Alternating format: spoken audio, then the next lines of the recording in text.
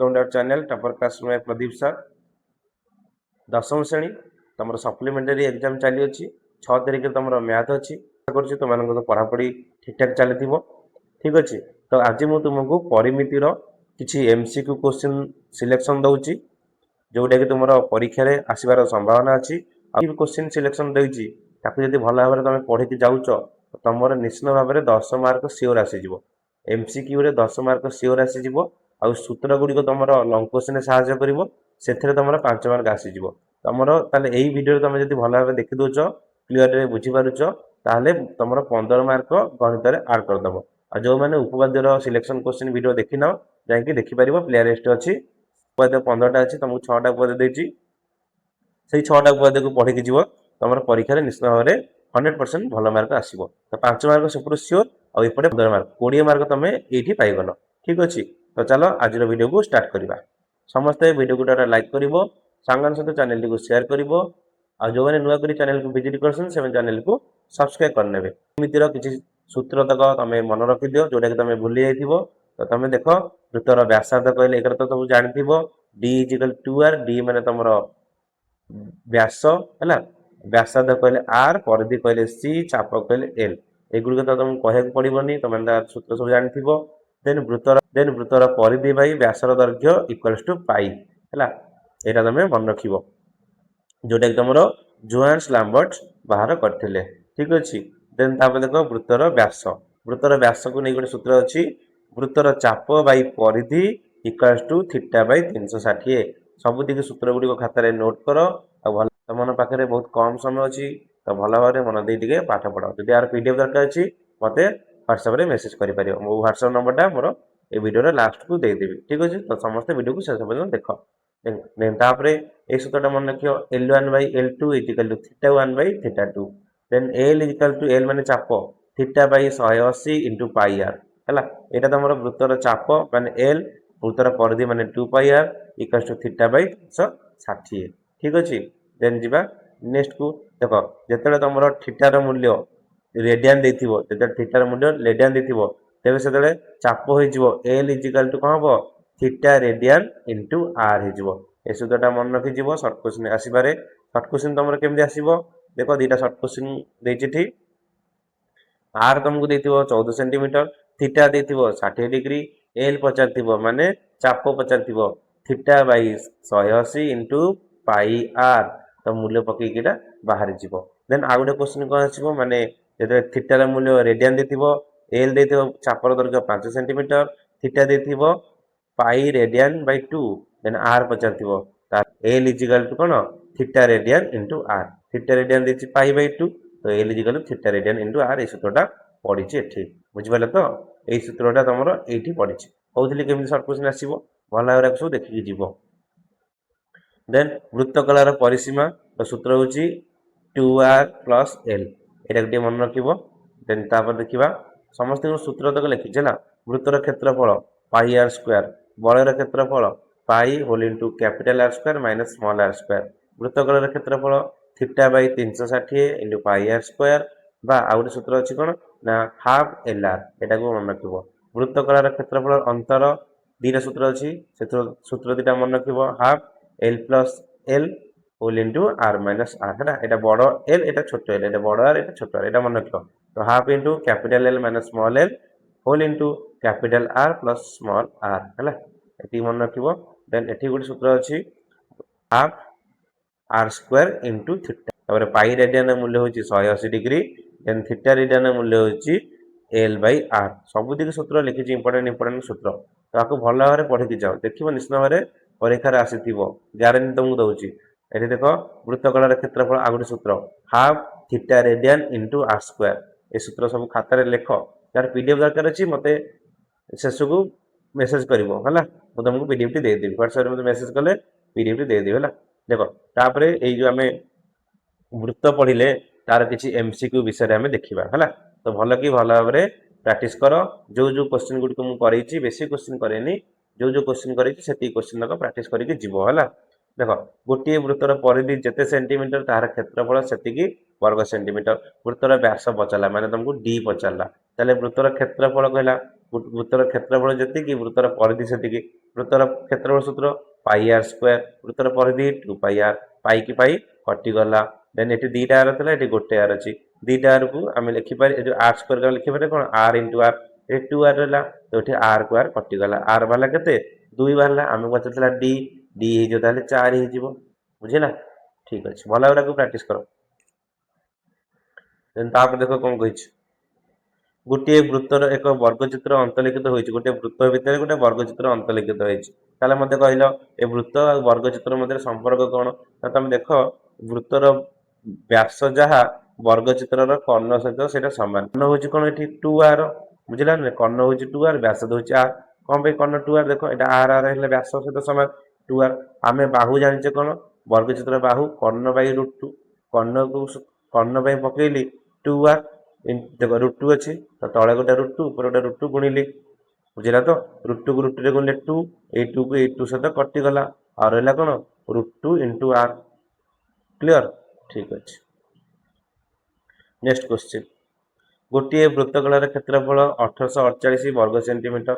ଏହାର ସମ୍ପୃକ୍ତ ଚାପର ଡିଗ୍ରୀ ପରିମାଣ 120 ଡିଗ୍ରୀ ହେଲେ ବ୍ୟାସାର୍ଦ୍ଧ କେତେ? ବୃତ୍ତକଳାର କ୍ଷେତ୍ରଫଳ ଦେଇଛି।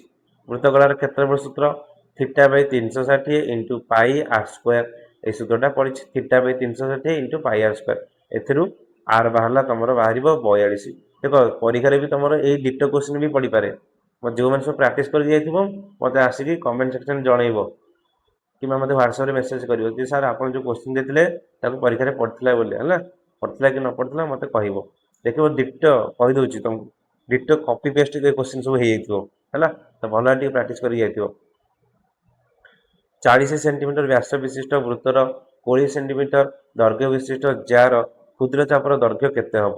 ତ L equal to theta by 180 into pi r, then L equal to theta by 180 into pi r. ତ ଆମର 60କୁ 180 କାଟିଦେବ 20 ପାଇ ବାଇ 3 ସରିଲା, ଠିକ ଅଛି। ଦେନ୍ ତାପରେ ଦେଖ କ'ଣ ଦେଇଛି, ଗୋଟିଏ ବୃତ୍ତର ଆକୃତି ବିଶିଷ୍ଟ ରାସ୍ତାର ଭିତର ଓ ବାହାର ପରିଧି ଯଥାକ୍ରମେ ଭିତର ପରିଧି ବାହାର ପରିଧି, ଭିତର ପରିଧି 88, ବାହାର ପରିଧି 132। ରାସ୍ତାର ପ୍ରସ୍ଥ, ରାସ୍ତାର ପ୍ରସ୍ଥ କହିଲେ r ମାଇନସ୍ r ମାନେ ବଳୟର ପ୍ରସ୍ଥ, ହେଲା, ଏଇ ଯେଉଁ ରାସ୍ତା ଦେଖୁଛୁ ଏତିକିର ପ୍ରସ୍ଥ ପଚାରିଛି ସେ, ତ r minus r 2πr minus 2πr ଦୁଇଟା ବୃତ୍ତର ପରିଧି ଦେଇଦେଇଛି, ତ ତାକୁ ଫେରିଲା ପରେ r ବାହାରେ ତମର 7 ସେଣ୍ଟିମିଟର, ଠିକ ଅଛି। ଦେନ୍ ତାପରେ ବୃତ୍ତର ପରିଧି 132 ସେଣ୍ଟିମିଟର, ଏହାର କ୍ଷେତ୍ରଫଳ କେତେ? ବୃତ୍ତର ପରିଧି 2πr, ଦେନ୍ ଏଠି r ବାହାର କରିବ 21, ହେଲା, ଦେନ୍ ଆମର କ୍ଷେତ୍ରଫଳ ପଚାରିଛି ପାଇ ଆର ସ୍କୋୟାର ତାପରେ ବାହାର କରିବ, ଠିକ ଅଛି। ତ ଏଇ ଟାଇପ୍ର କିଛି ଇମ୍ପୋର୍ଟାଣ୍ଟ କ୍ୱେଶ୍ଚିନ୍ ଅଛି, ଆକୁ ସବୁ ଭଲ ଭାବରେ ପ୍ରାକ୍ଟିସ୍ କରିବ। ତ ସବୁଠି କ୍ୱେଶ୍ଚିନ୍ ମୁଁ ଯେତିକିଟା ପ୍ରାକ୍ଟିସ୍ କରୁଛି ତ ତମମାନଙ୍କର ଟାଇମ୍ଟି ବହୁତ ଚାଲିଯାଉଛି, ତ ନିଜେ ନିଜେ ନେଇ କ୍ୱେଶ୍ଚିନ୍କୁ ଭଲ ଭାବରେ ପ୍ରାକ୍ଟିସ୍ କରିନିଅ, ହେଲା ସମସ୍ତେ। ଦେନ୍ ତାପରେ ଦେଖିବା ସିଲିଣ୍ଡର, ହେଲା, ପ୍ରିଜିମ୍ ଆଣ୍ଡ ସିଲିଣ୍ଡର। ପ୍ରିଜିମ୍ ସିଲିଣ୍ଡରର କ'ଣ ଦେଇଛି ନା ଆମକୁ ପ୍ରିଜିମ୍ର ଦେଖ ଏଠି କେତେଟା ପାର୍ଶ୍ୱ ଅଛି, 5ଟି ପାର୍ଶ୍ୱ ଅଛି, ହେଲା। ତ ପାର୍ଶ୍ୱ ପୃଷ୍ଠତଳ କ୍ଷେତ୍ରଫଳ ଆଧାର ପରିସୀମା ଇଣ୍ଟୁ ଉଚ୍ଚତା, ସମଗ୍ର ପୃଷ୍ଠର କ୍ଷେତ୍ରଫଳ ପାର୍ଶ୍ୱ ପୃଷ୍ଠତଳ କ୍ଷେତ୍ରଫଳ ପ୍ଲସ୍ 2 ଇଣ୍ଟୁ ଆଧାର କ୍ଷେତ୍ରଫଳ, ଆୟତନ ବା ଘନଫଳ ଆଧାର କ୍ଷେତ୍ରଫଳ ଇଣ୍ଟୁ ଉଚ୍ଚତା, ହେଲା। ତାପରେ ସିଲିଣ୍ଡର, ସିଲିଣ୍ଡର ଆମର ଦୁଇ ପ୍ରକାର, ଗୋଟେ ହେଉଛି ନିଦା ସିଲିଣ୍ଡର, ଗୋଟେ ହେଉଛି ଫମ୍ପା ସିଲିଣ୍ଡର। ସିଲିଣ୍ଡର ଏଇଟା ହେଉଛି ଉଚ୍ଚତା, ଏଇଟା ହେଉଛି ବ୍ୟାସାର୍ଦ୍ଧ, ଏଇଟା ସେମିତି ଉଚ୍ଚତା, ଏଇଟା ହେଉଛି ବ୍ୟାସାର୍ଦ୍ଧ, ହେଲା, ଠିକ ଅଛି। ତ ବକ୍ରତଳ କ୍ଷେତ୍ରଫଳ 2πrh, ଏଠି ବକ୍ରତଳ କ୍ଷେତ୍ରଫଳ 2πr plus r whole into h। Then ସମଗ୍ର ପୃଷ୍ଠ କ୍ଷେତ୍ରଫଳ 2πr whole into h plus r, ଏଠି ସମଗ୍ର ପୃଷ୍ଠ କ୍ଷେତ୍ରଫଳ 2π whole into r plus r whole into h plus t। ଏଇଟା ହେଉଛି ନିଦା, ଏଇଟା ହେଉଛି ଫମ୍ପା, ଠିକ ଅଛି। ଦେନ୍ ଏଠି ଆୟତନ ହେଇଯିବ ପାଇ ଆର ସ୍କୋୟାର h, ଏଠି ଆୟତନ ହେଇଯିବ ପାଇ ଆର ସ୍କୋୟାର ମାଇନସ୍ ଆର ସ୍କୋୟାର ହୋଲ୍ ଇଣ୍ଟୁ h। ଟି ମାନେ କ'ଣ? ଟି ମାନେ ତମର ହେଉଛି ମୋଟେଇ, ଯେଉଁଟାକି ତମର ବଳୟ, ବଡ଼ ଆର ମାଇନସ୍ ଛୋଟ ଆର, ଠିକ ଅଛି। ତ କିଛି କ୍ୱେଶ୍ଚିନ୍ ଚାଲ ଆମେ ଡିସ୍କସନ୍ କରିବା ଯେଉଁଟାକି ତମର ପରୀକ୍ଷାରେ ଆସିପାରେ। ପ୍ରିଜିମ୍ ଆଉ ସିଲିଣ୍ଡରକୁ ନେଇକି ଭଲ ଭାବରେ ସବୁ ଆକୁ ପ୍ରାକ୍ଟିସ୍ କରିବ। ଦେଖ ମୁଁ ତୁମକୁ କିଛି କ୍ୱେଶ୍ଚିନ୍ କରୁଛି, ଦେନ୍ ପିଡିଏଫ୍ଟା ବନେଇକି ରଖିଛି, ଯାହାର ପିଡିଏଫ୍ ଦରକାର ଅଛି ମୋତେ କମେଣ୍ଟ ସେକ୍ସନରେ ଜଣେଇବ, ଠିକ ଅଛି। ଦେଖ କ୍ୱେଶ୍ଚିନ୍ କ'ଣ ଦେଇଛି, ତ୍ରିଭୁଜାକାର ଭୂମି ବିଶିଷ୍ଟ ଏକ ପ୍ରିଜିମ୍ର ଉଚ୍ଚତା 10 ସେଣ୍ଟିମିଟର, ଏହାର ଭୂମିର ବାହୁତ୍ରୟ, ଏହାର ଭୂମି ମାନେ ଏଇ ଯେଉଁ ଭୂମିଟା, ଏଇ ଭୂମିର ବାହୁ ତିନିଟାକି ଦେଲା 6 ସେଣ୍ଟିମିଟର, 8 ସେଣ୍ଟିମିଟର, 10 ସେଣ୍ଟିମିଟର, ହେଲେ ପ୍ରିଜିମ୍ର ଆୟତନ କେତେ ହେବ? ତ ଦେଖ 6 8 10 ତାହେଲେ ଏଇଟା କୋଉ ତ୍ରିଭୁଜ ହେଲା? ଏଇଟା ହଉଛି ସମକୋଣୀ ତ୍ରିଭୁଜ ହେଲା। 6 8 10 ମାନେ ଏଇଟା କୋଉ ତ୍ରିଭୁଜ? ସମକୋଣୀ ତ୍ରିଭୁଜ। ପଚାରିଲା ତ୍ରିଭୁଜର କ୍ଷେତ୍ରଫଳ ଆମେ କେମିତି ବାହାର କରିବା? ମାନେ ଏଇଟା ଯୋଉ ଭୂମିର କ୍ଷେତ୍ରଫଳ, ତ ହାଫ୍ ଇଣ୍ଟୁ ଭୂମି ଇଣ୍ଟୁ ଉଚ୍ଚତା, ତମର ବାହାର ପଡ଼ିବ 24। ଦେନ୍ ଆୟତନ ପଚାରିଛି, ପ୍ରିଜିମର ଆୟତନ ଆଧାରର କ୍ଷେତ୍ରଫଳ ଇଣ୍ଟୁ ଉଚ୍ଚତା। ଆଧାର କ୍ଷେତ୍ରଫଳ ଏଇଟା ବାହାର କଲ, ତା ସହିତ ଉଚ୍ଚତାକୁ ତମେ ଗୁଣି ଦବ, ଆନ୍ସର ବାହାରିବ 240। ଠିକ୍ ଅଛି। ଦେନ୍ ମୁଭ୍ ଟୁ ନେକ୍ସଟ କ୍ୱେଶ୍ଚିନ୍। ଗୋଟିଏ ପ୍ରିଜିମର ଭୂମି ଏକ ତ୍ରିଭୁଜ ଏବଂ ଉକ୍ତ ତ୍ରିଭୁଜର କ୍ଷେତ୍ରଫଳ 84 ବର୍ଗ ସେଣ୍ଟିମିଟର। ପ୍ରିଜିମର ଆୟତନ 1008 ଘନ ସେଣ୍ଟିମିଟର ହେଲେ ଏହାର ଉଚ୍ଚତା କେତେ? ତ ଏଇନା କ'ଣ କହିକି ଆସିଥିଲି ନା ଆୟତନ ସୂତ୍ର କ'ଣ ନା ଆଧାରର କ୍ଷେତ୍ରଫଳ ଇଣ୍ଟୁ ଉଚ୍ଚତା। এটা ଆଧାରର କ୍ଷେତ୍ରଫଳ ଇଣ୍ଟୁ ଉଚ୍ଚତା ଇଜିକାଲ୍ ଟୁ ପ୍ରିଜିମର ଆୟତନ। ଦେନ୍ ଏଠି ଏ 84ଟା ଗୁଣି ହେଇଥିଲା, ଏଠି ଆସିଲା ହରା ହେଇଗଲା, 1008କୁ 84ରେ କାଟିଲେ ତମର ବାହାରିବ 12। ଠିକ୍ ଅଛି। ଦେନ୍ ମୁଭ୍ ଟୁ ନେକ୍ସଟ କ୍ୱେଶ୍ଚିନ୍। ସମସ୍ତେ ଭିଡ଼ିଓଟା ଲାଇକ୍ କରିବ। ଯେଉଁମାନେ ନୂଆ କରି ଚ୍ୟାନେଲକୁ ଭିଜିଟ୍ କରିଛନ୍ତି ସେମାନେ ଚ୍ୟାନେଲକୁ ସବସ୍କ୍ରାଇବ୍ କରିନେବ, ଆଉ ସାଙ୍ଗମାନଙ୍କ ସହିତ ଚ୍ୟାନେଲଟିକୁ ସେୟାର କରିନେବ। ଦେଖ 3 ନମ୍ବର କ୍ୱେଶ୍ଚିନ୍ କ'ଣ ଦେଇଛି? ତ୍ରିଭୁଜର ଭୂମି ବିଶିଷ୍ଟ ଏକ ସରଳ ପ୍ରିଜିମର ଭୂମିର ବାହୁମାନଙ୍କର ଦୈର୍ଘ୍ୟ 10 6 8। ସମକୋଣୀ ତ୍ରିଭୁଜ, ତ ହାଫ୍ ଇଣ୍ଟୁ ଭୂମି ଇଣ୍ଟୁ ଉଚ୍ଚତା ହେଲା। ତ ଏ ସୂତ୍ର ପକେଇକି ତମେ କ୍ଷେତ୍ରଫଳ ତମର ବାହାରି ପଡ଼ିଲା। ତ ପ୍ରିଜିମର ଆୟତନ ନା ଭୂମିର କ୍ଷେତ୍ରଫଳ ଇଣ୍ଟୁ ଉଚ୍ଚତା, ଯେଉଁଟାକି ତମର ପ୍ରିଜିମର ଆୟତନ ସହିତ ସମାନ ହେଲା। ତାପରେ ସମଗ୍ର ପୃଷ୍ଠର କ୍ଷେତ୍ରଫଳ ବାହାର କରିବ, ପାର୍ଶ୍ୱ ପୃଷ୍ଠର କ୍ଷେତ୍ରଫଳ ପ୍ଲସ୍ 2 ଇଣ୍ଟୁ ଆଧାରର କ୍ଷେତ୍ରଫଳ।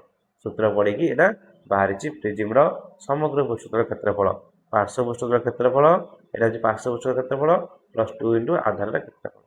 ଠିକ୍ ଅଛି। ଦେଖ ତାପରେ କ୍ୱେଶ୍ଚିନ୍। ଗୋଟିଏ ସରଳ ପ୍ରିଜିମର ଭୂମି 8√2, ମାନେ ଭୂମି ହେଉଛି ତାର କ'ଣ 8√2। ତାପରେ କହିଲା ଦୀର୍ଘ କର୍ଣ୍ଣ ବିଶିଷ୍ଟ ସମକୋଣୀ ସମଦ୍ୱିବାହୁ ତ୍ରିଭୁଜର ଏହାର ଉଚ୍ଚତା 10 ସେଣ୍ଟିମିଟର ହେଲେ ଆୟତନ। ପ୍ରିଜିମର ଆୟତନ ପଚାରିଲା। ଆମେ ଜାଣିଲେ ଯେ ଏଇଟା ଗୋଟେ ସମକୋଣୀ ସମଦ୍ୱିବାହୁ ତ୍ରିଭୁଜ, ଯେଉଁଟା ଏଇଟା ହେଉଛି 8√2, ତାହେଲେ ବାହୁ ଦୁଇଟା ତମର 8 8 ହେଇଥିବ। କେମିତି ନା 8√2/2। ଆମେ ଜାଣିଛେ ସମକୋଣୀ ସମଦ୍ୱିବାହୁ ତ୍ରିଭୁଜର କର୍ଣ୍ଣ କ'ଣ ନା √2 ଇଣ୍ଟୁ ବାହୁ, ଯେଉଁଟାକି ଏଇ ସୂତ୍ର ପକେଇକି ମୁଁ 8 ବାହାର କଲି। ତାହେଲେ ବାହୁ ମୋର ବାହାରିଲା କେତେ ନା ଗୋଟେ 8 ଆଉ ଗୋଟେ 8√2 ହେଲା। ତ ଏଠି ଏଇଟା ସମକୋଣୀ ତ୍ରିଭୁଜ, ତାର କ୍ଷେତ୍ରଫଳ ହାଫ୍ ଇଣ୍ଟୁ ଭୂମି ଇଣ୍ଟୁ ଉଚ୍ଚତା ହେଲା। ଏଠି ବାହାରି ପଡ଼ିଲା 320, ତା ସହିତ କ'ଣ ବୋଲି ଉଚ୍ଚତାକୁ ସହିତ ଗୁଣି ଦେଲି ହେଲା, ବାହାରିଲା 320। ଏଇ 10ଟା ହେଉଛି ତମର ପ୍ରିଜିମର ଉଚ୍ଚତା, ଏତିକି ହେଉଛି କ'ଣ ତମର ତ୍ରିଭୁଜର କ୍ଷେତ୍ରଫଳ। ତ ତାକୁ ଗୁଣିଲେ, ତ ଏଇଟା ପଚାରିଥିଲା ଆୟତନ, ତ ଭୂମିର କ୍ଷେତ୍ରଫଳ ଇଣ୍ଟୁ ଉଚ୍ଚତା, ଯେଉଁଟାକି 320 ହେଇଗଲା। ଠିକ୍ ଅଛି। ଦେନ୍ ମୁଭ୍ ଟୁ ନେକ୍ସଟ କ୍ୱେଶ୍ଚିନ୍। ଗୋଟିଏ ପ୍ରିଜିମର ଭୂମି ଏକ ସମବାହୁ ତ୍ରିଭୁଜ, ଏଇ ଭୂମିଟା ତମର ସମବାହୁ ତ୍ରିଭୁଜ ଦେଇଛି। ତାହେଲେ କ'ଣ ପଚାରୁଛି ନା ଏହାର ପ୍ରତ୍ୟେକ ବାହୁ ହେଉଛି 4 ସେଣ୍ଟିମିଟର। ପ୍ରିଜିମର ପାର୍ଶ୍ୱ ପୃଷ୍ଠର କ୍ଷେତ୍ରଫଳ 120 ବର୍ଗ ସେଣ୍ଟିମିଟର। ପ୍ରିଜିମର ଉଚ୍ଚତା ନିର୍ଣ୍ଣୟ କର। ତ ଆଧାର ପରିସୀମା ଇଣ୍ଟୁ ଉଚ୍ଚତା ଇଜିକାଲ୍ ଟୁ ଆମର ପାର୍ଶ୍ୱ ପୃଷ୍ଠତଳର କ୍ଷେତ୍ରଫଳ ସହିତ ସମାନ। ତ ଏଠି ବାହାରିଲା ଆନ୍ସର ବାହାରିବ 10 ହେଲା। ଯେଉଁଠି ଯେଉଁ କ୍ୱେଶ୍ଚିନ୍ ଯେଉଁମାନେ ନ ବୁଝିପାରିବ ମୋତେ ହ୍ୱାଟ୍ସଆପ୍ରେ ତୁମେ ମେସେଜ୍ କରିକି ପଚାରି ପାରିବ। ଠିକ୍ ଅଛି। ତ ଏଇ ଟାଇପ୍ର ତୁମେ ପ୍ରିଜିମ୍କୁ ଭଲ ଭାବରେ ପ୍ରାକ୍ଟିସ୍ କରିନେବ। ଦେନ୍ ଆମେ ଦେଖିବା ସିଲିଣ୍ଡରର କିଛି ଇମ୍ପୋର୍ଟାଣ୍ଟ କ୍ୱେଶ୍ଚିନ୍ ହେଲା। ସମସ୍ତେ ଗୋଟେ ଲାଇକ୍ କରିନିଅ ଭିଡ଼ିଓକୁ। ଠିକ୍ ଅଛି। ତ ଦେଖ ସିଲିଣ୍ଡରର କିଛି ଇମ୍ପୋର୍ଟାଣ୍ଟ କ୍ୱେଶ୍ଚିନ୍ ଆମେ ଡିସ୍କସନ୍ କରିବା।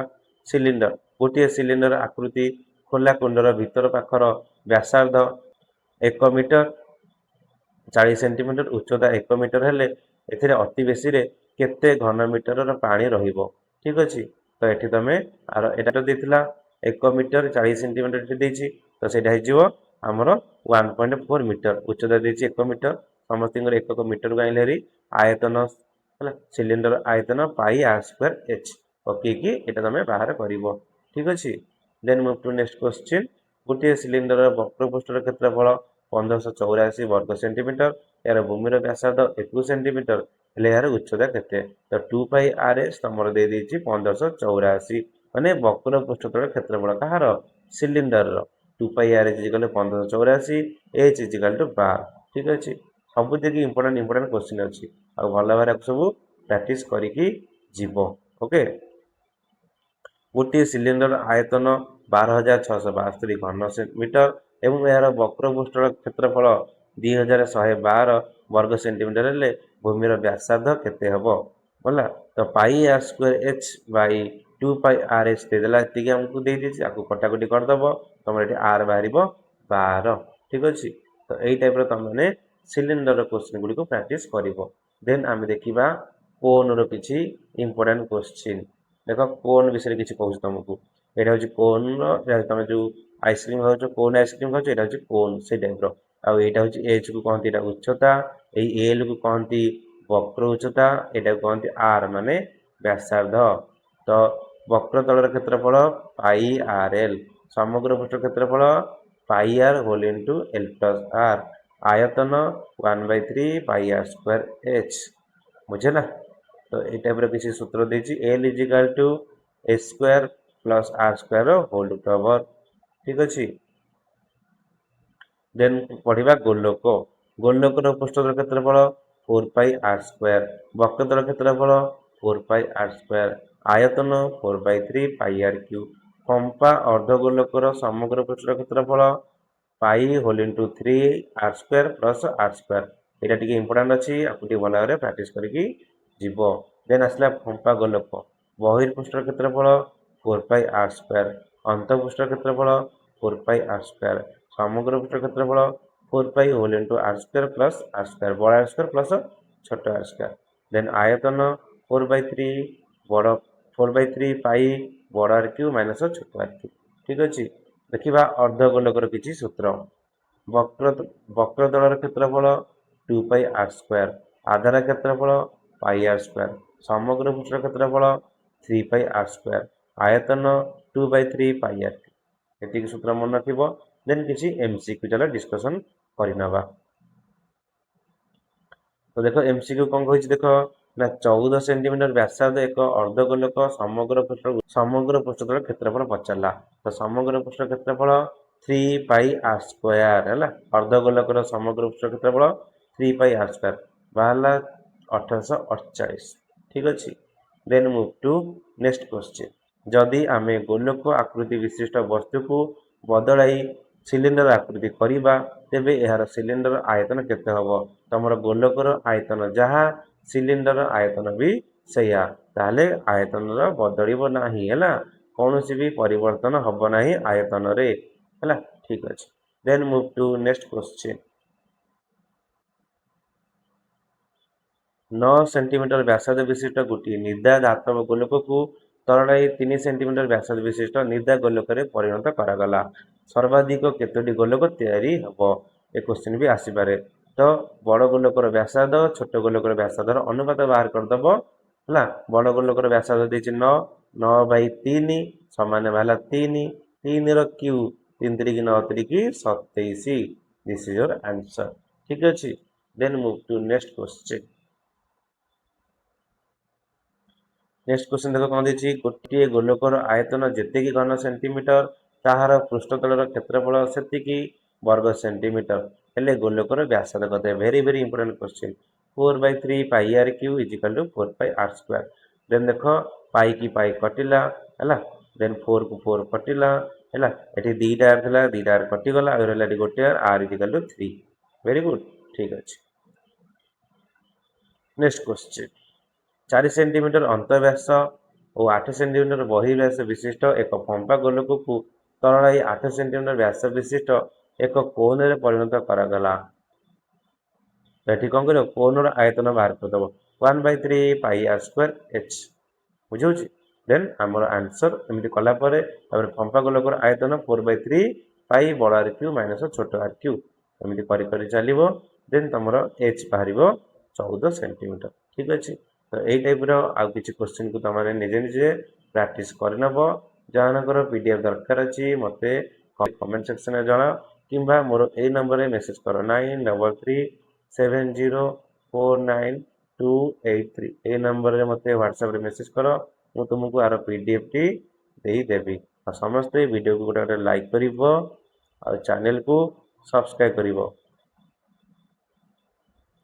ठीक अछि देन हम देखिबा किछि अन्य क्वेश्चन चलो डिस्कशन करिया जेडा कि तमर कोन रो किछि इंपोर्टेंट क्वेश्चन हैला एती क्वेश्चन को तमाने भल कि प्रैक्टिस करिकि जीवो आ देखिबो निश्चित भाबरे परीक्षा रे एइथुर ही क्वेश्चन आसीथिबो ହେଲା। ଏତିକି ମୋର ଆଶା ବିଶ୍ୱାସ ଅଛି। ଗୋଟିଏ କୋନର ଭୂମିର ବ୍ୟାସାର୍ଦ୍ଧ 5 ସେଣ୍ଟିମିଟର, ଉଚ୍ଚତା 14 ସେଣ୍ଟିମିଟର ହେଲେ କୋନର ଆୟତନ କେତେ ହେବ? କୋନର ଆୟତନ ସୂତ୍ର 1/3 ପାଇ r ସ୍କୋୟାର h। ପକେଇକି ଏଇଟା ବାହାର କରିବ। କିଛି ନାହିଁ, ଖାଲି ସୂତ୍ର ମନେ ରଖିବ, ଆନ୍ସରଟି ନିଶ୍ଚିତ ଭାବରେ କରିପାରିବ। ହେଲା, ଖାଲି ସୂତ୍ର ତକ ମନେ ରଖିବାର ଅଛି। 15 ସେଣ୍ଟିମିଟର ବ୍ୟାସାର୍ଦ୍ଧ ବିଶିଷ୍ଟ ଏକ ଅର୍ଦ୍ଧଗୋଲକ ଆକୃତିର କାଗଜ ଖଣ୍ଡକୁ ଏକ ବୃହତ୍ତମ କୋନରେ ପରିଣତ ହେଲେ କୋନର ଆଧାରର ବ୍ୟାସ କେତେ ସେଣ୍ଟିମିଟର ହେବ ନିର୍ଣ୍ଣୟ କର।